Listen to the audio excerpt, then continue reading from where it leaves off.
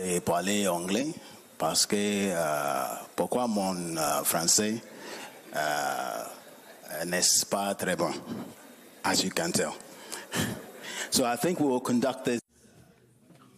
Alors nous allons donc mener le débat en anglais. Merci donc à la Banque de la CEDEAO qui nous donne ici l'opportunité de parler de ce sujet qui est donc pertinent pour le développement du continent africain. Nous avons 69% de nos populations, sinon donc pratiquement donc plus d'un milliard de personnes qui se trouvent sur le continent africain aujourd'hui. Il y a donc la question du changement climatique qui est donc une question importante, la technologie, et ici on parle de la compétition internationale et des chaînes d'approvisionnement. Aujourd'hui, nous nous trouvons à un carrefour important. Alors, ce matin, elle a posé la question de savoir combien de personnes dans cette salle ont moins de 30 ans. Nous parlons également du changement climatique et donc nous projetons vers les années 2050. Et il faut dire qu'aujourd'hui, nous sommes des influenceurs parce que lorsqu'il s'agira de 2050, nous aurons notre mot à dire. Mais il faut donc préparer la jeunesse, pas seulement pour le développement du continent africain, mais également pour notre propre soutenabilité. Je suis sûr que vous pourriez éventuellement nous dire de quoi retourne votre expérience sur la question de l'emploi des jeunes. Comment donc tirer parti de l'économie verte pour accélérer le développement économique sur le continent africain.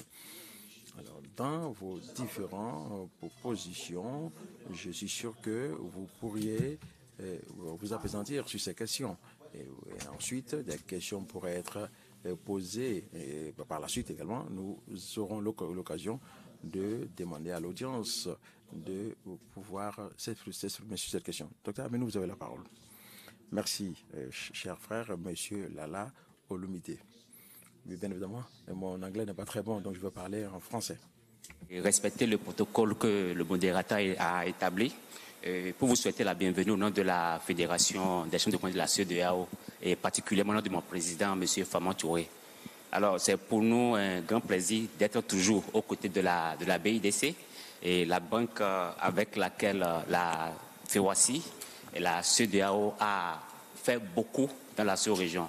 Beaucoup, en effet, nous avons des politiques qui sont harmonisées pour favoriser la libre circulation des personnes, des biens, les investissements et l'entreprise communautaire. Et c'est à ce niveau que la Fédération et la BIDC ont joué un très grand rôle en mettant en place des entreprises communautaires. Entreprises communautaires pour lesquelles nous sommes aujourd'hui très fiers, dont EcoBank et Askai. Alors, si je suis ici ce jour, c'est juste pour pouvoir échanger avec vous sur ce qu'on peut faire dans le secteur spécifique de l'économie verte pour pouvoir répondre aux besoins de la jeunesse. La jeunesse est assez vivante, assez debout pour attendre de nous des éléments qui permettent de pouvoir satisfaire leurs besoins. Alors, la fédération que je dirige a œuvré à ce que tout projet qui puisse contribuer à favoriser la création d'emplois pour les jeunes soit mis en œuvre. Nous travaillons avec la CEDEAO, avec les investisseurs régionaux ou étrangers pour que des différents projets que nous avons, on puisse avoir l'intervention de l'État, l'intervention des institutions de la région et satisfaire les besoins de la population. Alors voilà ce que je peux vous dire, monsieur le modérateur, pour introduire qui nous sommes, la fédération que je dirige et ce que nous avons fait aux côtés de la région. Je vous remercie. Thank you very much. Perhaps Dr. Kande? Merci, Dr. Kande. Well, first of all, let's put it in. Oui, et tout d'abord, nous allons mettre les choses dans leur contexte. La question de l'impact du changement climatique nous affecte déjà. Nous payons déjà le prix fort de ce changement climatique dans un continent où l'émission donc est moins de 3%. Nos enfants en souffrent. Il y a également des productions faibles dans le domaine agricole dû donc à ce problème de changement climatique. Donc, il faut créer un environnement propice à cet égard. Essayons donc de parler dans le contexte africain. Comment financer la toute première révolution industrielle. Et bien évidemment, il faut parler ici d'une nouvelle révolution. Il s'agit d'une révolution verte pour laquelle nous ne devons pas passer à côté. Nous, en tant que leaders africains et nos enfants, nous devons donc comprendre cette nouvelle dynamique parce que ceci a plusieurs composantes. Il y a donc une transition énergétique nouvelle vers cette énergie donc, verte. Et tout troisièmement, vous avez également la quatrième industrialisation qui comprend tout ce que nous savons de l'industrialisation. Il s'agit donc de la digitalisation accélérée et également de l'intelligence artificielle. Nous devons donc préparer nos enfants à comprendre ces phénomènes-là pour leur avenir parce que nous ne pouvons pas les former sur la base de notre passé. Il s'agit de leur avenir et ce futur-là sera très compétitif. La bonne nouvelle, c'est que 40% des minéraux qui vont donc propulser cette énergie verte-là va venir de l'Afrique. Le cobalt, par exemple, représente près de 40% de production donc, en DRC, en RDC. Également, il faut parler également de 70% de l'hydrogène.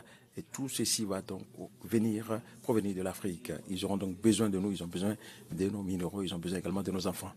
Lorsque vous regardez également le manganèse, vous verrez qu'il faut donc préparer nos enfants à se doter des compétences et de la connaissance et afin qu'ils comprennent également cette géopolitique de cette énergie verte. Chaque pays, et notamment les pays industrialisés, auront besoin de cette contribution africaine. La Guinée est donc assise sur 25% du bauxite mondial et donc le monde a besoin de ce minéraux-là.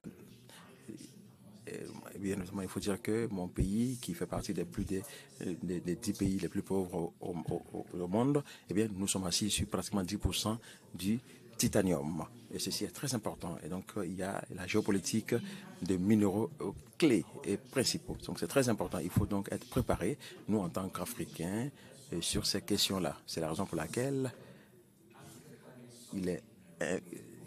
donc, le sommet africain sur le changement climatique à Nairobi était très important. Donc, il faut que nos leaders ne passent pas à côté de cette révolution. Sinon, nous risquons de le financer pour d'autres personnes. Merci donc pour cette intervention. Dr. Sempore. Bon dia. Good morning. Bonjour tout le monde. Donc, le Centre pour les énergies renouvelables et l'efficacité énergétique de la CEDEAO est honoré de participer à ce panel-là. C'est l'occasion de remercier la BDC pour la collaboration fructueuse qui existe entre la Commission de la CEDEAO et la Banque de développement, et plus spécifiquement avec notre institution qui est chargée de la promotion des énergies renouvelables et de l'efficacité énergétique au niveau régional, mais surtout pour accompagner les différents pays pour atteindre les objectifs d'énergie durable pour tous à l'horizon 2030. Comme l'a déjà dit mon prédécesseur, nous n'avons pas le droit de louper ce qu'on peut appeler cette révolution ou cette transition énergétique pour ce qui nous concerne. Et il faut reconnaître quand même qu'au niveau de la CEDEAO, il y a eu beaucoup de choses qui ont été entreprises. Il y a des politiques qui ont été adoptées par les chefs d'État, que ce soit les énergies renouvelables, l'efficacité énergétique, la stratégie climat. Donc on peut dire que le cadre est là. Maintenant, comme le disait hier le représentant du président de la Commission, il faut traduire cela en action concrète sur le terrain. Et avec un accent particulier sur une vision à moyen et long terme. Ce qui nous permet de relier avec la problématique du jour, les jeunes. C'est eux qui vont soutenir le développement de nos pays. C'est à eux qu'il faut accorder une importance particulière. Nous parlons d'investissement, mais des investissements, quand on parle d'investissement durable, ça veut dire qu'on est dans une vision de moyen et long terme et il faut assurer la durabilité des investissements qui seront faits. Et ça nous ramène à la question de la formation. Donc on ne peut pas parler d'investissement sans parler de formation de qualité. Toutes les régions du monde qui ont évolué, qui sont à des niveaux très avancés, ils ont commencé par la formation. Ils disposent de ressources humaines qualifiées. C'est cela la base du développement. C'est cela la base de la durabilité de toutes les ressources que nous allons mobiliser pour construire des infrastructures. Donc c'est un plaisir d'être là. J'aurai l'opportunité de pouvoir vous dire qu'est-ce qui est fait en termes de renforcement de capacité au profit des jeunes dans le domaine de l'énergie durable au niveau de la CEDEAO. Je vous remercie. Merci beaucoup, monsieur. Docteur Kojo. Oui, bonjour tout le monde. Je voudrais d'abord, au nom de ma direction générale, remercier très sincèrement le président de la Banque d'investissement et de développement de la CEDEAO de nous avoir associés à cet excellent forum. Depuis hier, nous avons entendu beaucoup de communications pleines d'espoir. Notre souhait, c'est que ça ne reste pas seulement au niveau de la communication, au niveau des lettres, mais que ça se traduise en réalisation concrète. C'est ça notre souhait. Donc, notre institution African Trade and Development Insurance, ATD, en fait, ce n'est qu'un rebranding commercial auquel nous avons procédé en juillet passé par notre Assemblée générale. Anciennement, nous sommes connus sous le nom de Agence pour l'assurance du commerce en Afrique, ACA. En anglais, c'est African Trade Insurance Agency, ATI. Puisque nous sommes là ce matin pour parler de l'économie verte et comment est-ce que l'économie verte peut créer des emplois aux jeunes, d'abord, l'économie verte généralement regroupe deux types d'activités. Il y a l'activité classique. L'activité classique réalisée avec des procédés moins polluants et moins consommateurs d'énergie. La deuxième type d'activité, c'est des activités dont la finalité, c'est la protection de l'environnement et des ressources naturelles. Et comment est-ce que cela peut créer des opportunités pour la jeunesse? D'abord, pour que ces activités se réalisent, il faut accéder au financement. Et c'est là où mon institution joue son rôle. Nous facilitons l'accès au financement en drainant l'investissement direct et étranger dans ce secteur. L'investissement direct et étranger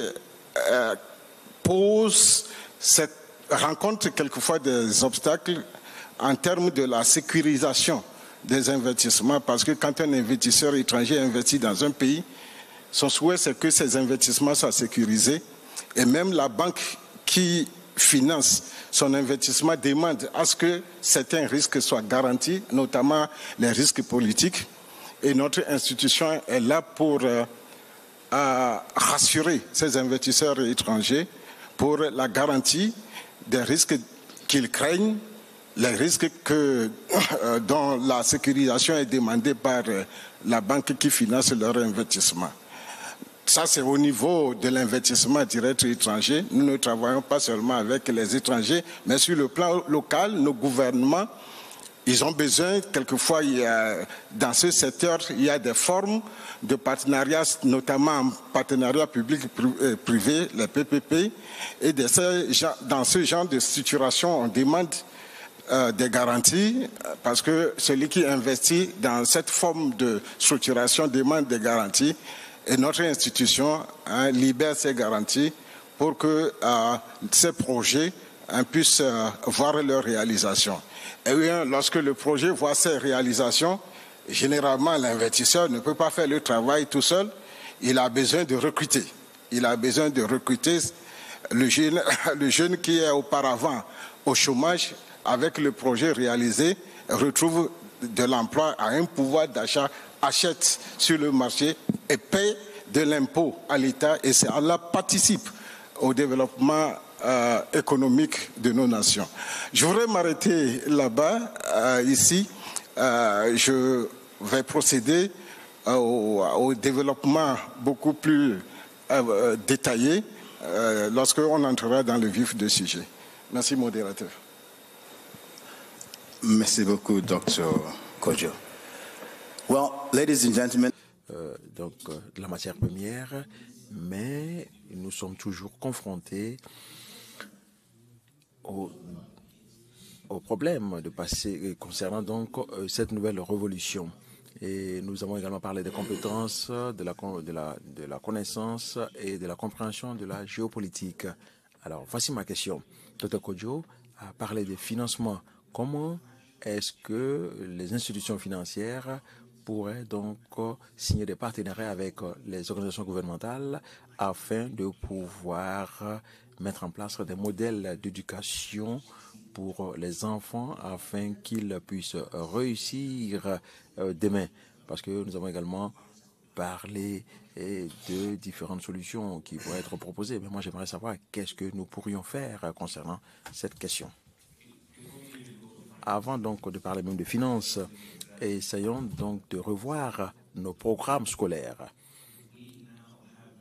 Nous n'avons pas de choix que d'inclure dans nos programmes scolaires et pour les générations à venir les questions qui sont liées à toutes les questions dont nous débattons. D'abord, il s'agit du changement climatique. Comment est-ce que le changement climatique pourrait être important pour nous? J'ai vécu aux États-Unis pendant pratiquement 20 ans, parce que bien évidemment en Afrique, nous avons toujours pensé que le changement climatique ne nous concernait pas. Mais aujourd'hui, nous sommes en train d'en payer le prix. Il faut que la jeune génération puisse comprendre ce que cela recouvre comme terme. Alors, il faut, comme je l'ai dit, il faut donc l'inclure dans nos programmes scolaires. Il y a également un autre modèle que nous devons également inclure en tant que gouvernement dans nos différents programmes. Tout d'abord, nous avons besoin d'une évaluation claire de nos actifs verts. Ceci est très important. C'était donc là l'une des premières décisions de nos chefs d'État en septembre de l'année dernière.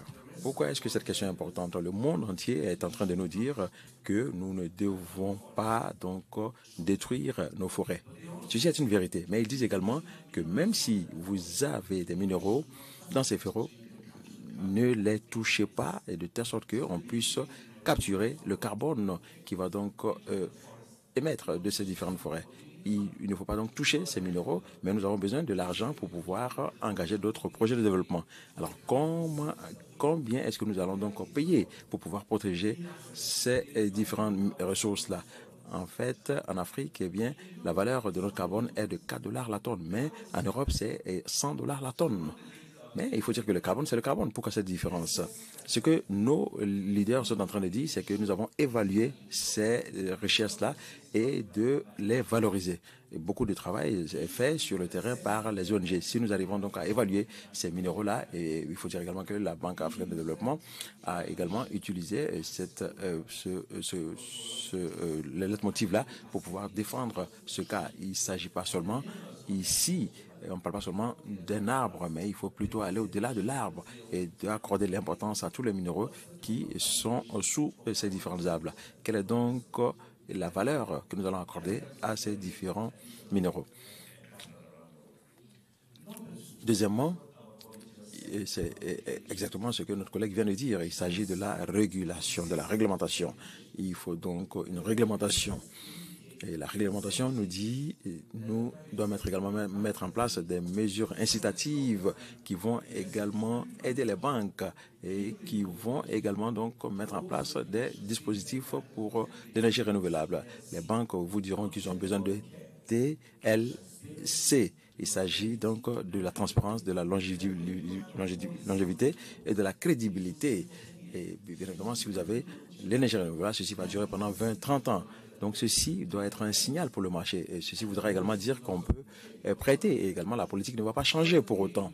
Parce que en Afrique, lorsqu'il y a donc un nouveau gouvernement qui est mis en place, ils veulent changer les tarifs qu'ils ont pour lesquels ils ont déjà fixé des taux pour le secteur privé. Alors, troisièmement, et ceci est très important, il s'agit du choix délibéré. Hier, notre collègue de la BIDC l'a dit, l'industrialisation n'est pas une option pour nous, c'est un devoir, c'est une obligation. Et parce que la valeur réelle, et ceci a été dit il y a pratiquement plus de 50 ans, eh bien la valeur n'est pas dans les matières premières, mais c'est sur la valeur ajoutée, et sur les produits qui ont de la valeur ajoutée. Les négociations doivent se faire de façon différente, et ceci de deux façons. Il faut négocier pour pouvoir également obtenir des parts dans ces marchés. Dans les pays du Golfe, les pays qui sont détenteurs de leur pétrole ont également des actions dans ces différentes activités. En Afrique, on nous dit que non, nous devons juste compter sur les différentes royalties, également sur certains taux. Dans mon pays, nous avons donc exploité près de 1 milliard de ressources dans les minéraux et nous avons pratiquement 170 milliards de dollars qui ont été donc investis. Et donc, eh bien, ici, aujourd'hui, on nous parle de 80 millions. Peut-être même qu'une usine est pratiquement de 300 millions. Donc, il faut donc revoir, il faut mettre en place de nouveaux deals concernant ces différents secteurs. Et bien évidemment, les choses ne seront pas aussi faciles. Le cas du Niger est assez éloquent. Et bien, quel est le type d'accord que nous pourrons avoir avec nos ressources minérales? Ceci est très important. Il faut également faire beaucoup de sacrifices. Il faut dire que l'Asie ne s'est pas industrialisée comme ça. J'ai passé également pratiquement près de 20 ans en tant que directeur général de l'UNIDO. Et il s'agit donc de secteurs, ils ont choisi des secteurs qu'ils voulaient voir croître et ils ont investi de l'argent dans ces différents secteurs. Et il faut dire également qu'ils ont mis en place des politiques, y compris des différentes mesures incitatives. Et également, donc, bien évidemment, on nous a dit de procéder à la libéralisation totale. Mais nous ne devons pas procéder ainsi. Aux États-Unis, en Allemagne et en Europe, lors des 2 dernières années, eh bien, les mesures incitatives qu'ils ont mises en place pour pouvoir inciter les gens à aller vers l'énergie verte, il y a beaucoup de mesures qui ont été prises en ce sens. Le gouvernement doit donc prendre une décision. Il doit donc dire clairement qu'ils vont aller vers des produits donc, de fertilisation. Ceci est très important. Ils peuvent donc dire qu'il faut mettre à disposition de la BDC et mettre en place donc des produits de fertilisants. Ceci est très important.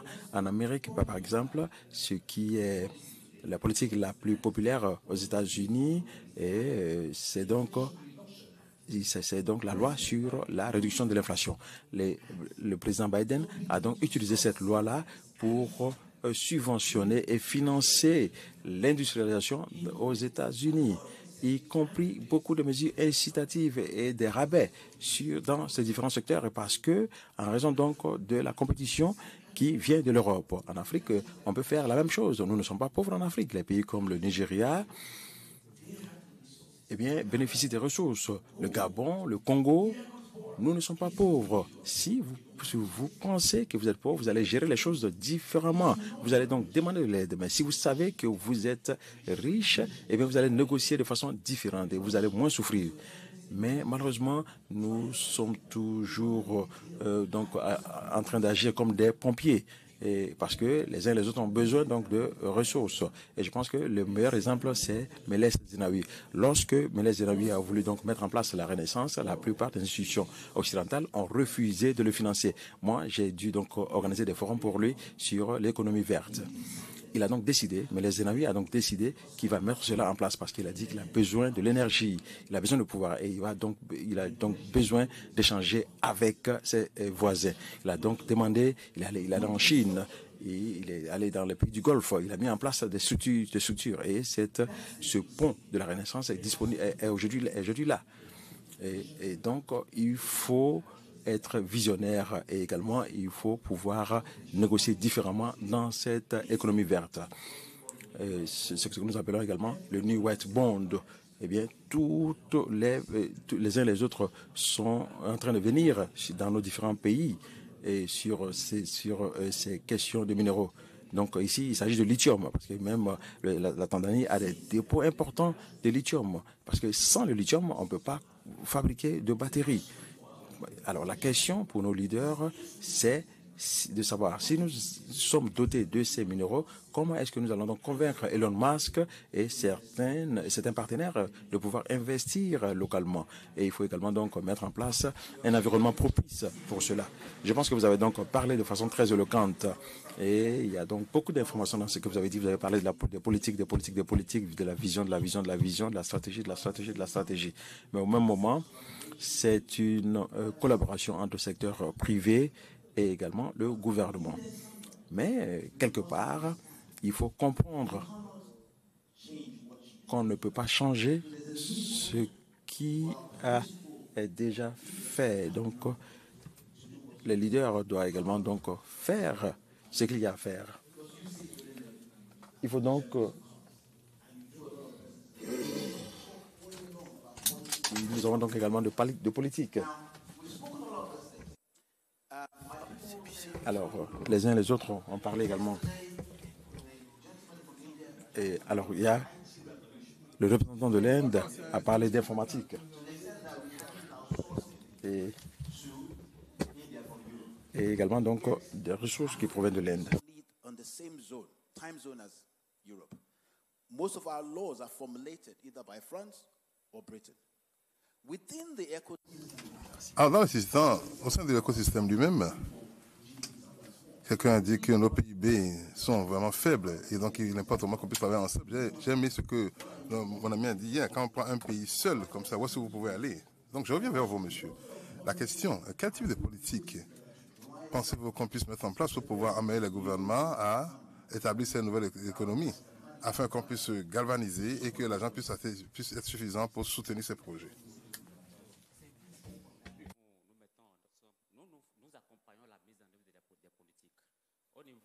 National qu'au niveau régional, il existe des politiques pour favoriser l'investissement dans l'énergie. Ce qui est le plus important de notre, c'est la capacité de pouvoir harmoniser les politiques pour que l'on ait des dispositifs qui permettent aux investisseurs étrangers qui arrivent dans notre région de pouvoir facilement travailler.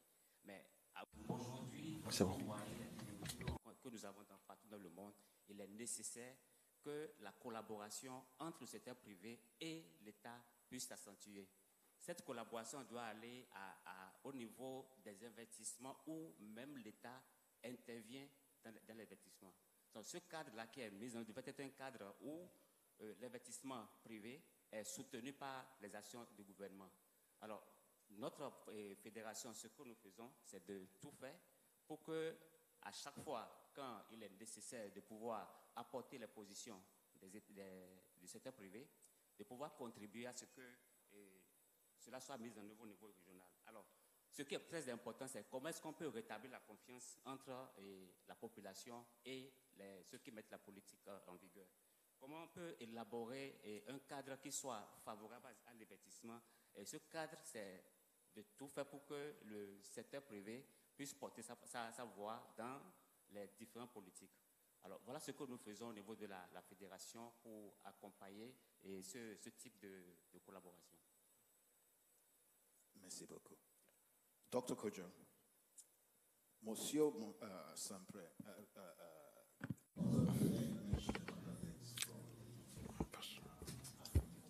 il y a donc et les actifs que nous avons, qui sont nos ressources réelles.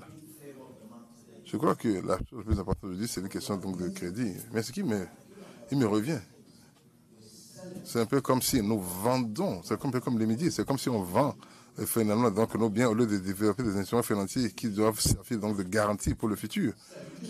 Monsieur, vous avez mentionné quelque chose ici qui m'a relancé. Vous avez parlé d'investissements étrangers, mais vous avez également fait référence aux garanties souveraines. Mais voici le point. Donc, dites-vous, nous avons des gens sur le continent. Alors, pourquoi ne sont pas utilisées les garanties des institutions financières telles que vous-même ou des gouvernements pour pouvoir mobiliser les garanties, donc garantir l'argent que nous avons ici pour financer nos propres projets, au lieu d'aller financer des projets sur la base donc des investisseurs étrangers. Vous savez très bien que quelqu'un apporte donc son argent, c'est avec des conditions. On exporte de l'emploi et puis on exporte des dividendes. Alors, comment on peut utiliser les garanties des gouvernements et puis garanties de vos institutions telles que vous pour pouvoir financer et mobiliser le financement local pour les projets que nous avons ici. Docteur Kodjo, vous avez la parole. Merci pour la question. Notre institution, au fait, c'est une création de la Banque mondiale ayant pour objectif la facilitation aux ressources, faciliter l'accès aux ressources à tous les niveaux de l'économie, que ce soit les grandes entreprises, que ce soit les petites et moyennes entreprises, accompagner même le gouvernement à accéder aux ressources dont le coût est acceptable. Il est à noter aussi que notre institution a obtenu un rating crédit A par l'agence de notation internationale Standard & Poor's, et puis une deuxième notation par Moody's A3 stable avec une perspective positive, et ce qui fait de nous la multilatérale, la deuxième multilatérale la mieux notée en Afrique derrière la Banque africaine de développement. Avec ces notations crédit, ça permet, si nous accompagnons une opération, ça permet à lever des ressources avec des coûts acceptables pour le porteur du projet, que ce soit le gouvernement, que ce soit les petites et moyennes entreprises, que ce soit les investisseurs étrangers. Nous avons remarqué, surtout pour les PME, qui sont généralement les éléments fondamentaux du développement de l'économie de nos nations, que le problème que rencontrent les PME, c'est les garanties que les banques demandent et que les PME n'arrivent pas à fournir. Et si elles n'arrivent pas à fournir ces garanties demandées, ça veut dire qu'elles n'auront pas assez au financement. Pourquoi la banque est exigeante en termes de garantie? Parce que ça fait partie des ratios que la Banque centrale aussi leur demande pour que les crédits, les facilités accordées soient couverts, soient bornés. Et puis, même si la PME accède au crédit, on réalise généralement que les coûts de crédit sont relativement élevés. Parce que c'est un secteur où la sinistralité est aussi élevée. Parce que les banques rencontrent ou bien payent beaucoup de sinistres dans leur financement aux PME. Mes collègues ici ont souligné le manque d'éducation, le skill, le niveau. Donc tout cela fait partie et explique que la sinistralité est élevée dans ce secteur. C'est pourquoi il y a rareté de ressources ou bien des ressources mais assez difficiles. Une fois encore, quand je fais mes présentations aux banques, je leur dis souvent qu'au fait, ce n'est pas la garantie qui fait d'un dossier un bon dossier. Le dossier doit être bon en soi. Et quand le dossier est bon en soi, la garantie vient seulement pour compléter le dossier. Donc, et la PME et la banque doivent faire leur analyse du dossier pour s'assurer que c'est un bon dossier, un dossier bancable avant de nous approcher. Donc, nous, en collaboration avec nos partenaires, notamment la KfW, nous avons mis en place un produit pour le financement des PME. Comment est-ce que ce produit fonctionne?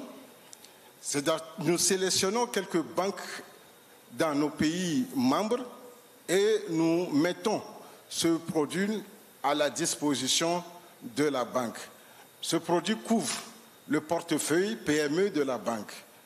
Et nous couvrons le portefeuille en first loss basis, c'est-à-dire en premier sinistre. Parce que quand il y a sinistre, nous payons d'abord le sinistre jusqu'à un montant donné, le first loss. Maintenant, lorsque ça dépasse ce niveau-là, c'est en ce moment que la banque va faire face au reste du sinistre. Donc ça permet à la banque d'augmenter son financement aux PME et les PME pourront avoir beaucoup plus facilement accès au financement. Et une banque dont le portefeuille est couvert par une institution internationale de rétine A par Standard & Poor's, son portefeuille dans ce secteur d'activité est suffisamment assaini. Et quand le portefeuille est suffisamment assaini, et quand le risque est limité, la banque aussi, en jouant son rôle de banquier, le coût de la facilité qu'elle accorde revient relativement acceptable aux PME. Ça, c'est pour du côté du secteur privé. Maintenant, du côté du gouvernement, le gouvernement ne peut pas émettre des garanties souveraines pour chaque projet. D'abord, l'émission de la garantie souveraine pour un gouvernement est contrôlée et est soumise à des restrictions par le Fonds monétaire international parce que ça s'ajoute au niveau des dettes. Et les gouvernements qui adhèrent à notre institution pour faire l'économie de ces garanties souveraines. On peut se substituer au gouvernement, et nous le faisons très souvent, on peut se substituer au gouvernement pour émettre nos garanties avec le rating A en lieu et place de nos gouvernements qui, en général, leur rating c'est B. C'est tout récemment que la Côte d'Ivoire a atteint 2B par Moody's. Donc notre garantie, même pour les investisseurs, est préférable aux garanties souveraines émises par nos États. Et ça fait économie également pour nos États. Les projets qui peuvent ne pas voir la réalisation avec notre intervention accèdent aux ressources dont ils ont besoin et ces projets sont réalisés.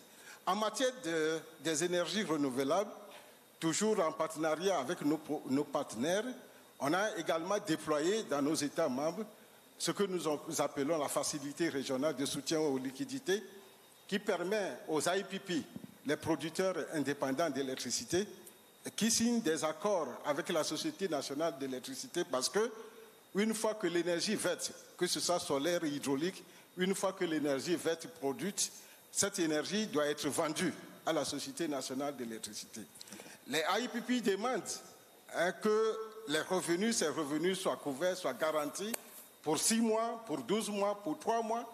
Et quelquefois, la Société nationale n'a pas les moyens de fournir ces garanties et le projet n'arrive jamais à sa clôture financière. Donc, on intervient également pour débloquer cette situation. Merci. Thank you very much, Dr. Kojo. I think there's a need for us to start to rethink this conversation. Je regarde à l'audience et je vois les jeunes. Nous parlons du FMI, des garanties du gouvernement, des risques et autres. Écoutez, en réalité, j'ai fait des recherches hier. Je vois que le Sénégal a environ 28 universités, la Côte d'Ivoire 26, le Ghana 68, le Nigeria 170. Donc chaque année, on forme des jeunes qu'on met donc sur le terrain pour la main-d'œuvre. Le vrai problème, c'est qu'on ne dispose pas assez de sociétés pour leur donner un emploi. Donc le nombre de nos enfants seront des entrepreneurs par défaut, n'est-ce pas? Tout ce débat que nous faisons ici, dont nous parlons, on parle de risques, de garanties, et ils ne disposent pas de tout cela. Mais il faut qu'ils puissent profiter de cette nouvelle économie. Alors ma question, et je vais la poser à M. Saint-Pierre et puis l'ouvrir aux autres également, parce qu'il faut qu'on quitte ici aujourd'hui avec des solutions. J'aimerais que les enfants partent en se disant comment est-ce qu'on peut entrer dans le système, comment est-ce qu'on peut être formé de manière à ce qu'ils puissent en profiter. On a parlé hier donc de projets, on a parlé de compétences, on a parlé de nouvelles économies, mais les enfants sont assis là et pensent encore, ils se disent, nous sommes passés dans tout ce processus, il faut que ce soit modifié. Nous sommes ici maintenant. Quel système peut-on mettre en place pour pouvoir collaborer entre les financiers, les gouvernants qui établissent les politiques, afin qu'on puisse préparer ces jeunes à pouvoir être connectés à la finance? Monsieur Sempré, vous avez la parole. Merci. Question, on va revenir au jeu. Nous sommes là ce matin. Ce qu'il faut dire, juste un chiffre. Hein. Vous savez, il y a un rapport de l'Agence internationale des énergies renouvelables, IRENA, et qui a fait une étude et qui a ressorti que en 2021, il y avait 12 millions d'emplois directs liés à l'énergie durable dans le monde. Ça veut dire qu'il y a du potentiel. C'est vrai qu'au niveau de l'Afrique et plus qu'un de l'Afrique de l'Ouest, les chiffres ne sont pas précis. Mais ce qu'il faut comprendre, c'est que ces ressources humaines doivent être des ressources humaines de qualité. C'est ça la base. Maintenant, qu'en est-il de notre région spécifique de l'Afrique de l'Ouest? Effectivement, il y a plusieurs universités, plusieurs centres de formation, il y a plusieurs diplômés ou apprentis qui sortent chaque année de nos dispositifs. Maintenant, qu'est-ce que nous avons fait au niveau régional, au niveau de la CEDEAO? Plus spécifiquement dans le secteur de l'énergie durable. Quand je parle d'énergie durable, je touche aux énergies renouvelables, je touche à l'efficacité énergétique. Et nous avons mis en place au niveau de la CEDEAO un système régional de certification des compétences. Donc, c'est une qualification, ça se fait déjà dans plusieurs domaines. Hein. Dans le domaine de l'informatique, il y a ce qu'on appelle les certifications sur des produits ou des services bien déterminés.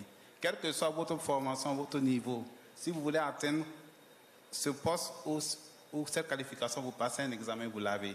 C'est exactement la même chose que nous avons fait dans le domaine de l'énergie durable. Pour être sûr que nous avons du personnel formé aux meilleurs standards, non seulement pour concevoir, mettre en œuvre, mais exploiter aussi les infrastructures d'énergie durable. Donc c'est un dispositif qui a été conçu depuis 2015. Jusqu'en 2022, nous l'avons appelé ce qu'on appelle la phase pilote, mais à un moment donné, il faut quitter la phase pilote pour le consolider. Donc aujourd'hui, nous avons un système qui est solide, qui est robuste, qui est reconnu au niveau de la CEDEAO. Et dans notre plan stratégique 2023-2027, au niveau du CEREC, on se positionne à l'horizon 2027 comme un organisme reconnu, accrédité au niveau international pour certifier tous les professionnels du secteur de l'énergie durable. Et cela doit permettre, dans les projets même d'investissement, d'inclure ce volet-là pour dire que pour que votre projet soit financé, il faut avoir ce type de personnes qualifiées. Ça garantit votre projet pour éviter que dans notre région, il y a beaucoup de projets, surtout des projets publics, qui ont été conçus, qui n'ont jamais fonctionné et qui ont fonctionné 1 an alors que ça devait fonctionner 20 ans. Vous imaginez ce qu'on perd parce que simplement on n'a pas pris en compte ce volet-là lors de la conception des programmes. Et ce dispositif aujourd'hui, il permet pour un professionnel, un jeune qui a ce certificat-là dans ce volet bien précis, d'être utilisé dans n'importe quel pays de la CEDEAO, c'est reconnu. Donc ça aussi c'est un avantage. Donc aujourd'hui, nous avons un système avec des installateurs solaires hors réseau, c'est du niveau basique, qui s'adresse même à des gens qui ne sont pas allés à l'école, qui ont appris sur le tas, parce qu'il faut les considérer, d'ailleurs c'est les plus nombreux. Maintenant, on a mis en place, bien sûr, un réseau de centres de formation pour les permettre de passer le certificat. Donc, il y a des centres de formation dans les différents pays, il y a des centres d'examen dans les différents pays. C'est important parce que nous, on a un rôle de régulateur, mais c'est dans les pays que se font les formations, que se font les examens. Nous, on s'assure de la qualité. Il y a des systèmes qui... Aujourd'hui, on a des systèmes qui s'adressent aux mini-grids. On parle de mini-grid, tout le monde n'est pas encore connecté au réseau dans notre région. Hein. Je vous l'ai dit, l'essentiel même des personnes ne sont pas connectées. Hein. Donc, il faut adresser cela. Donc, il y a ceux qui font la conception, ceux qui installent, ceux qui font les inspecteurs. Il faut passer ça. Nous travaillons avec le WAP actuellement pour adresser un niveau plus élevé qui est l'intégration des ingénieurs qui vont gérer les énergies renouvelables connectées au réseau, que ce sont les concepteurs, et les inspecteurs, ceux qui vont exploiter. Nous abordons aussi un sujet dont on ne parle pas, mais qui est fondamental. C'est des professionnels dans le domaine de l'efficacité énergétique. Nous sommes la région du monde où l'énergie est rare. Mais nous sommes aussi la région du monde on gaspille le plus d'énergie. C'est quand même un paradoxe. C'est incroyable, cela. Mais tout cela, c'est un problème de qualification. Donc, on a un système, bien sûr, avec un partenaire financier, actuellement, où on va mettre ce certificat-là pour les auditeurs d'efficacité énergétique dans le bâtiment, dans l'industrie, dans le transport. Et on va aborder d'autres domaines comme le solaire thermique. Et là, j'étais à Lomé depuis le début de la semaine, il fait chaud. J'ai dit, mais c'est une bonne chose. On a de la chaleur, on a du soleil. Et des fois, on va mettre des chauffe-eau électriques. Mais c'est incroyable dans notre pays. On n'imagine même pas le coût, ce que ça représente en termes de coût, entre guillemets, même de gaspillage. Alors qu'on peut créer un écosystème favorable, comme ce qu'il a fait en Tunisie ou dans d'autres pays, où on fabrique des chauffe-eau solaires, des grandes usines, où on utilise des jeunes qui en font un business et qui exportent même des chauffe-eau solaires. Nous, on est là, on importe des chauffe-eau solaires électriques. Non seulement ça coûte cher, non seulement quand on les branche, ça consomme beaucoup d'électricité, mais c'est vraiment un paradoxe. Donc, on a mis en place ce système-là qu'on va faire évoluer pour qu'à un moment donné, ce soit des exigences, même dans les projets au niveau des pays. Et donc, ça, c'est un élément important. Et pour ne pas parler très longtemps, je pourrais revenir. C'est aussi de s'assurer que les jeunes qu'on forme ont du travail. Parce qu'on peut avoir des personnes qui sont qualifiées, mais il faut qu'ils profitent, comme on parle, les jeunes. Donc, il faut qu'ils participent au projet d'une manière ou d'une autre. Surtout dans les projets publics, d'investissement public. On construit des centrales solaires, c'est même très bien. Dans la région, on est passé de 5 mégawatts. Bon, pour ceux qui sont techniciens. En tout cas, en 2010, avec le Cap-Vert, il y avait des centrales accordées au réseau. Aujourd'hui, nous sommes à 750 mégawatts. Et en 2025, on va avoir 1 gigawatt de centrales solaires accordées. En 2030, on va avoir 5 gigawatts de centrales solaires accordées au réseau. On va multiplier par 1000 la puissance installée. Donc, des investissements massifs. Mais si ces investissements massifs, c'est quoi la plus-value pour nous? Bon, bien sûr, on a de l'énergie, mais du point de vue des PME ou des jeunes qui vont en profiter, c'est très faible, c'est même marginal, c'est même ridicule, puisque tout se fait, tout est importé. Ce qu'on offre aux jeunes, c'est de les appeler pour venir poser des panneaux, creuser des trous et puis mettre. Ce n'est pas avec ça qu'on va développer et qu'on va donner des opportunités aux jeunes. Il faut, à un moment, assurer le transfert de technologie, imposer que 10%, par exemple, du matériel soit monté sur place dans nos pays, même si ça va greffer de 5% le coût des projets. C'est la seule manière de profiter et d'offrir de l'opportunité à nos jeunes. On ne pourra pas, sur les investissements, avoir que 2% ou 1% réservés aux jeunes et avec des travaux d'ailleurs qui sont pénibles et qui ne dégagent pas de la valeur. Et donc, ça, c'est un élément important. Et donc, le système de certification de compétences qu'on met en place, c'est la première, le premier étage de la fusée. Mais le deuxième étage, c'est vraiment le vrai transfert de technologies, comme l'ont fait les autres, l'Inde, les autres pays, non? Il faut qu'une partie, il y a des choses qui peuvent être faites. On a des personnes qui sont qualifiées, on a des ingénieurs qualifiés, des artisans qui ont bien fermés. On peut monter une partie des équipements des installations solaires là, dans nos pays sur place. On peut dégager de la valeur. Donc voilà un peu deux éléments de manière concrète, le système de certification des compétences qui est déjà en place, qu'on est en train d'améliorer, et aussi le volet de transfert de technologie pour l'imposer. Il faut que 5-10% soient réservés à des jeunes, à des PME. Et ça, c'est de notre devoir. En tout cas, au niveau régional, nous travaillons à poser les bases pour que après cela soit inscrit dans les textes et que ce soit mis en œuvre et que nos jeunes aient l'opportunité de profiter pleinement de cela. On pourra pas, il ne faut pas qu'on rate le train de la révolution ou de la transition énergétique parce que les potentialités, les opportunités sont énormes. Merci. Thank you very much, Dr. Nsompora. Merci bien.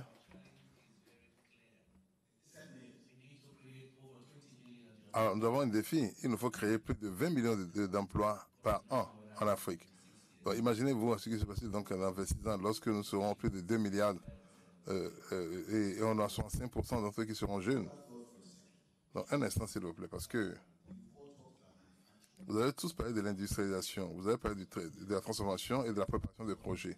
On a parlé de là où la nôtre se trouve. Il faut absolument pouvoir connecter la préparation des projets à la connaissance et aux compétences et à l'argent. Et également avoir des mesures incitatives pour les sociétés et les banques qui forment et qui donnent donc la formation à ces enfants pour pouvoir développer ces compétences. Parce que je vais aller à l'audience un instant donc. Le nombre de jeunes que nous avons donc dans l'audience actuellement, je vais commencer, si vous voulez, 30 ou 35. Si vous avez 30 ou 35 ans, je vais vous entendre. Parce que nous sommes tous vieux ici. 20. En 2050, donc, c'est clair qu'on sera tous vieux. On va compter sur vous. Donc, il y a un jeune homme là-bas qui levait la main, en blanc. Le micro pour le jeune homme en blanc, s'il vous plaît. Après lui, à côté de lui. Mais où sont les femmes, donc?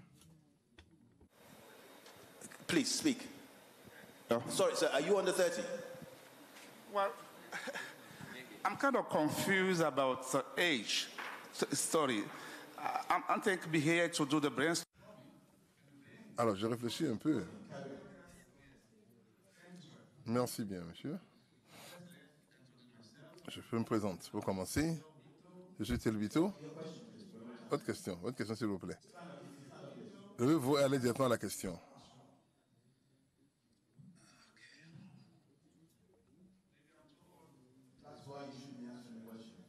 Voilà. Votre question, monsieur. Je suis Théo Bito. Tony.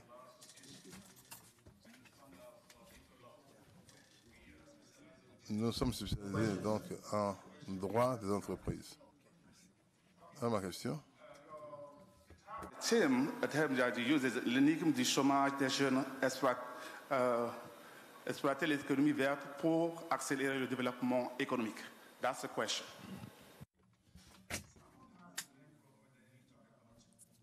Quelqu'un a parlé du crédit carbone. J'aimerais poser une question à cette personne, cet expert. Je compte vous féliciter tous parce que vous maîtrisez bien le sujet. La question que j'ai travaillé sur cette question de crédit carbone pendant 2 ans dans mon cabinet d'avocat. Dans quelle mesure vous pensez que ceci, de façon réaliste, peut aider la jeunesse africaine? C'est ma première question. Ma deuxième question, parce que nous savons tous très bien ce qui se passe dans cette question donc, de crédit carbone. Et je sais que le Kenya a travaillé là-dessus considérablement. Mais, jusqu'à quel niveau est-ce qu'on peut aller? Est-ce qu'on parle donc de la transition avant d'arriver là? Parce qu'actuellement, même dans des années, il y aura un retour sur ce programme. Est-ce que nous, en tant qu'Africains, nous sommes prêts pour cela? Est-ce qu'on dispose de la technologie? Est-ce qu'on dispose des compétences pour cela? Est-ce que nous sommes réalistes? Merci bien, c'est vrai. The skills. Deuxième question, les compétences. Est-ce que nous disposons des compétences pour pouvoir construire les infrastructures dont nous parlons? On ne dispose pas des compétences. En fait, c'est que quand vous allez en France, à Paris par exemple, vous allez dans chaque cabinet d'avocats, vous avez des Africains dans le département africain. Mais en Afrique, les leaders ne croient pas aux experts africains. Il ne faut pas confiance. Donc, comment est-ce que vous pouvez apporter donc, un blanc, un Français au Togo pour rédiger votre code juridique et vous pensez qu'il va le rédiger donc, dans le meilleur intérêt de votre pays? Il le fera plutôt pour son pays, dans les compétences que nous avons. Mais comment est-ce qu'on utilise cela? C'est ça ma question. Merci bien. Alors, le jeune homme qui a levé la main, là-bas, qui est en blanc.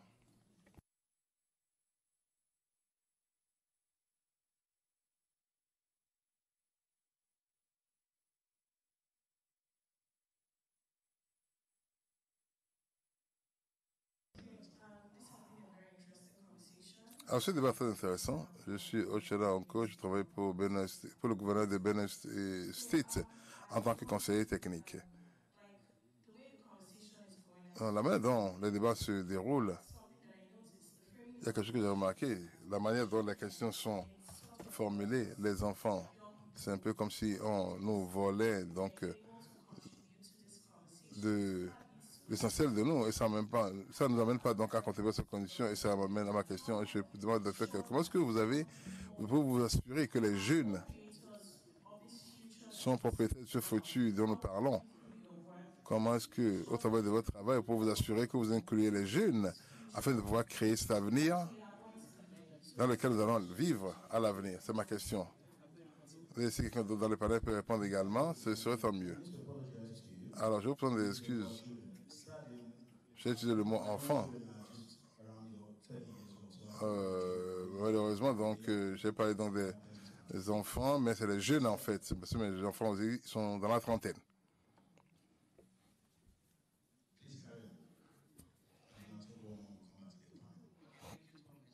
Merci bien. Je suis Maoto Tossa. La première question, c'est au docteur Yankeler. Il a mentionné l'importance que nous avons de disposer de régulations transparentes en matière d'investissement. Concrètement, on ne peut pas manquer donc de voir tout ce qui concerne la régulation quand on parle d'investissement. Quels sont les véritables documents? Quels sont les documents juridiques dont nous devons disposer dans ce cas? J'aimerais entendre les efforts que fait la CEDEAO par l'adoption de l'acte additionnel en 2018. Et 10 ans plus tard, la CEDEAO a décidé de moderniser ces documents relatifs à l'investissement et a adopté le code d'investissement de la CEDEAO en 2018. Et ma question, c'est que depuis 2018, nous sommes en 2024 maintenant, mais les documents juridiques ne sont pas encore en vigueur. Pourquoi donc? Et ma question est de savoir comment est-ce qu'on peut justifier le manque de volonté politique au sein des documents des leaders africains pour pouvoir ratifier les documents qu'ils ont adoptés eux-mêmes. La deuxième question que j'ai, je l'adresse à M. Semporé. Que vous mettez l'accent sur la formation des jeunes. Et dans cet élan, nous jeunes avons aussi fait des recherches et avons découvert que la CEDEAO a adopté un protocole sur l'énergie en 2003. Mais lorsque nous regardons les dispositions de ce protocole de 2003 sur l'énergie, on pourrait dire qu'il s'agit d'un mimétisme du traité sur la charte de l'énergie adopté par les pays occidentaux. Ça peut dire d'ailleurs que c'est un mimétisme, c'est un clonage tout simplement. Ce texte date de 2003, alors que celui des pays occidentaux date de 1994. Et aujourd'hui, le traité sur la charte de l'énergie cause des litiges entre investisseurs et les pays européens pensent d'ailleurs à l'abandonner. Mais jusqu'à présent, rien n'est fait dans le contexte de la CEDEAO pour voir si une modification peut être faite dans le cadre des dispositions du protocole sur l'énergie. Puisqu'aujourd'hui, les questions de la jeunesse, je pense que ce texte a besoin de rajeunir. Il a besoin d'une cure de jouvence et je vous remercie. Peut-être que vous aurez des explications à nous donner. Merci beaucoup. Thank you. I'll take a fourth question for now. Alors, une quatrième question de ce monsieur qui est au fond là-bas, et puis nous allons revenir au panel plus tard. Merci, monsieur Olivier. Vous avez donné concernant le financement qui est mis à disposition des banques partenaires chez vous. Je vous assure, ces informations n'atteignent pas ou bien n'arrivent pas à des entrepreneurs jeunes comme nous autres. Comment est-ce que l'information que vous nous partagez ce matin, comment est-ce que nous pouvons divulguer cette information pour que ça puisse vraiment arriver à cette jeunesse qui ont besoin de ces financements pour pouvoir travailler? My second question goes to Dr. Kanda. Dr. Kanda. La deuxième question, c'est alors M. Kanda. M. Kanda, vous avez mentionné ce qui s'est passé au Niger avec la population des jeunes et puis les Nigériens qui voulaient comprendre ce qui se passe en ce qui concerne les ressources nationales. Comment est-ce qu'on peut donc travailler ensemble pour continuer la sensibilisation, notamment dans les pays africains, parce que nous sommes à Lomé ici, qui est un pays francophone, et quand vous allez, vous êtes de l'Afrique de l'Est, et quand vous allez au Nigeria et que vous revenez ici à Lomé, vous allez voir donc la différence en matière de conditions de vie.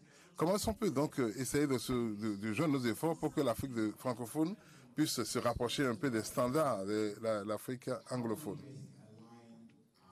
Alors, juste, vous voulez comprendre comment est-ce qu'on peut aligner notre compréhension, comment est-ce qu'on peut se rassembler. Nous sommes les seuls, c'est l'Afrique de l'Ouest. Et puis, comment est-ce qu'on peut donc aligner les cadres? Parce qu'il y a des gens qui parlent de cadres et puis de régulations qui sont écrites mais qui ne sont pas en fait mises en vigueur. La jeune fille là-bas voulait donc voir là où la voix des jeunes se retrouve en ce qui concerne le gouvernement. Et puis, le monsieur qui a parlé là-bas, il parlait donc des compétences et d'expertise.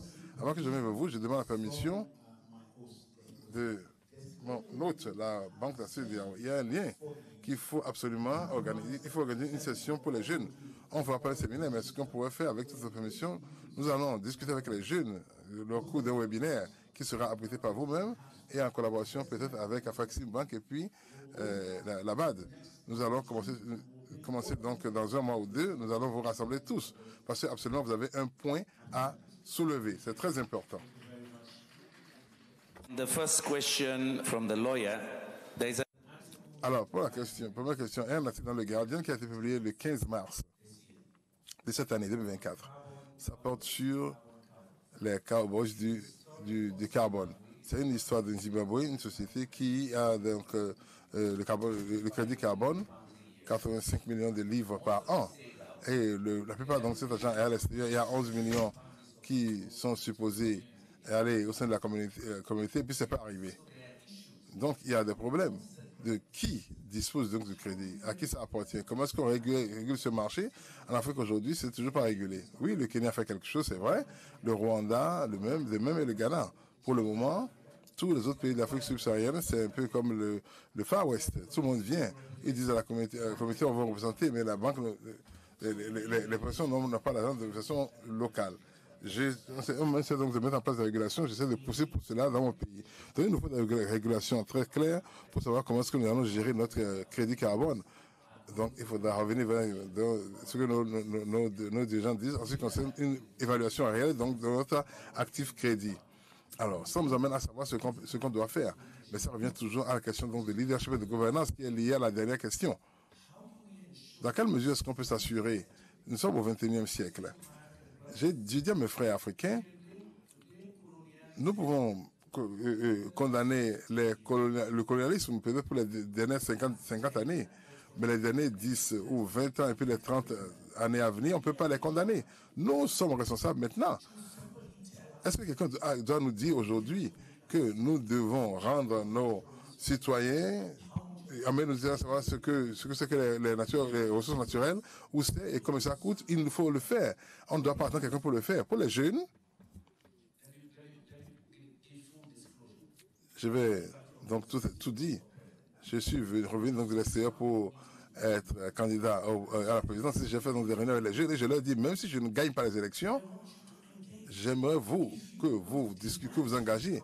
Si vous n'exigez pas donc des leaders actuels, si vous n'exigez pas plus de ceux-là, ce sera donc comme d'habitude, rien ne va changer. Parce que pourquoi vous êtes les principaux électeurs? Il y a plus donc de 50% donc des électeurs qui sont à moins de 25 ans. Donc vous devez choisir donc vos leaders pour savoir combien de numéros vous avez, où ça se retrouve et puis quel est le prix. Vous vous rappelez ce qu'on a dit au début? Le changement climatique va vous tuer, pas nous, parce que nous sommes partants. Donc ceux qui vous qui êtes là, donc c'est vous qui devez donner plus. Donc c'est très important. Et nous avons appris les uns des autres que si le système commercial n'est pas équitable, nous allons donc en souffrir tous. Donc la question de la jeune dame. Je discute toujours avec les jeunes. En fait, je les invite donc dans le monde entier. Je suis invité dans le monde entier pour parler donc de l'économie verte. Vous devez savoir, vous devez faire partie intégrante de cela. Si vous ne le savez pas, vous ne pouvez pas co-créer l'environnement politique. Vous ne pouvez même pas être capable de rédiger le premier projet. Oui, il y a un problème, c'est concernant l'approbation des projets. Je suis allé à un événement avec des banquiers et autres, et ils ont dit, dans l'un des panels, ils ont dit que la finance n'est pas de problème, il y a de l'argent. Le vrai problème, c'est la bancabilité. Donc, si il y a des difficultés donc, à rédiger ces projets, c'est un problème. Le cas donc des éoliennes au Ghana, j'étais dans une réunion donc à Paris il y a 15 ans. L'entrepreneur a dit qu'il ne pouvait pas concevoir ce projet. L'entrepreneur étranger, s'il n'a pas reçu la subvention, la première subvention, pour commencer à faire les études de faisabilité. Combien est-ce que d'entreprises privées en Afrique qui peuvent mettre donc 1 ou 2 millions de dollars pour pouvoir faire l'évaluation, la stature financière, les risques environnementaux et autres. Il faudra que nos pays puissent mettre de côté notre argent. Donc si vous voulez entrer dans un projet, il y a donc un endroit où les gens peuvent aller, où ils peuvent être formés donc en matière d'entrepreneuriat, ils pourraient donc discuter et on va les aider donc à rédiger leur projet. C'est pas aussi simple que cela se présente. Et sur ce, je vais passer la parole à Dr Saint-Paul, mais ce point que vous voulez soulever, faire référence à comment on utilise nos fonds souverains. Une partie de cet argent doit être mise de côté pour le développement de projets pour les jeunes et pour l'avenir. Nous allons y revenir. Dr Saint-Paul, s'il vous plaît, vous avez la parole. Rather briefly. We're running out of time. Et juste une actualisation sur les textes au niveau de la CEDEAO en ce qui concerne les énergies. Et en fait, la charte de l'énergie, ce n'est pas le document de référence qui est utilisé. Et il faut savoir que, en fait, la politique de l'énergie de la CEDEAO, effectivement, qui datait d'il y a 40 ans, a été actualisée l'année dernière. Donc, on dispose aujourd'hui de ce qu'on appelle la politique actualisée de l'énergie de la CEDEAO, qui est le document de référence, et qui a été adopté par les chefs d'État en juillet dernier à Bissau, à travers un acte additionnel. Donc, ça, c'est la mise à jour. Je profite aussi pour dire que il a été adopté aussi un cadre de politique et de stratégie sur l'hydrogène vert en Afrique de l'Ouest sous l'impulsion de mon institution, qui a été aussi adopté sous forme de règlement par le Conseil des ministres de la CEDEAO. Donc c'est pour dire qu'au niveau de la CEDEAO, on est quand même proactif, on est, en tout cas du point de vue de la documentation et des politiques, juste pourquoi je parle d'hydrogène vert, parce que c'est l'avenir, c'est les jeunes. On nous pose la question, est-ce que ce n'est pas prématuré de parler d'hydrogène vert? Je dirais même qu'on est même en retard. Rappelez-vous que les politiques d'énergie renouvelable ont été adoptées en 2013. Et quand on les adoptait, tout le monde disait que ce n'était pas pour nous, ce n'était pas pour l'Afrique, le solaire, ce n'est pas bon.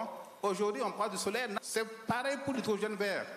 Dans 10 ans, vous verrez qu'aujourd'hui, on parlerait naturellement d'hydrogène vert, alors qu'aujourd'hui, il y a encore des réticences. C'est ça aussi notre problème. Il faut avoir des visions. Juste pour l'hydrogène vert, par exemple, on ne s'est pas contenté de faire adopter les opportunités. On offre des grants.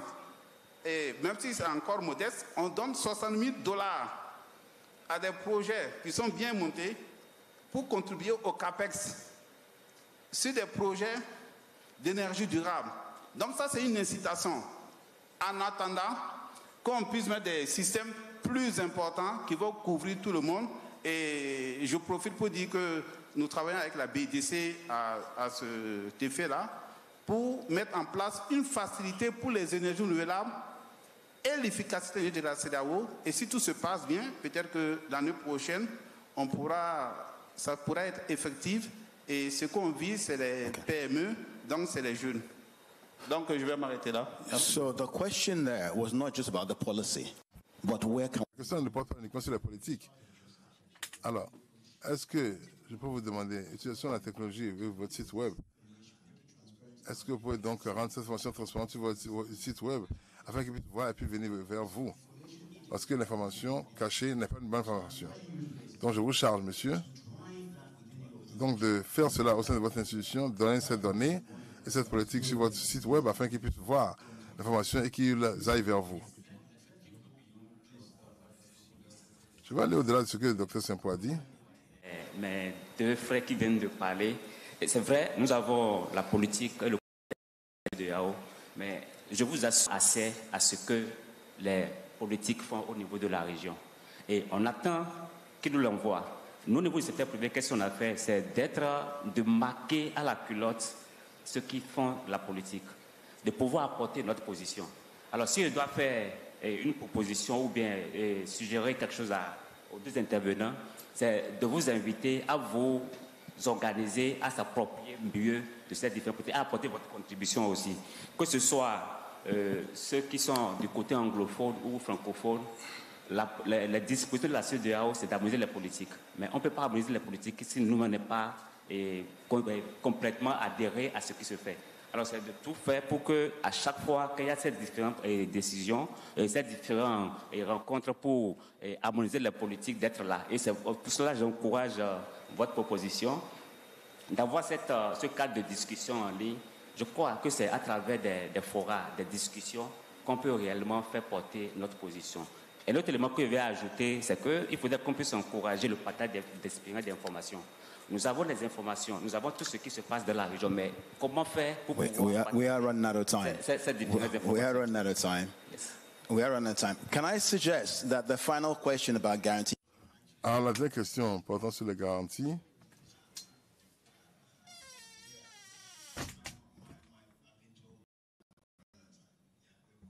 Bon, on m'a dit qu'on est en retard déjà. Mais j'aimerais donc vous discuter avec le Dr Kodjo directement pour cette question. Alors, je tiens à remercier les panélistes, Dr Amine, Dr Kende, M. Simpouré, M. Kodjo. Merci bien pour votre participation à ce panel. Merci bien pour avoir partagé vos connaissances.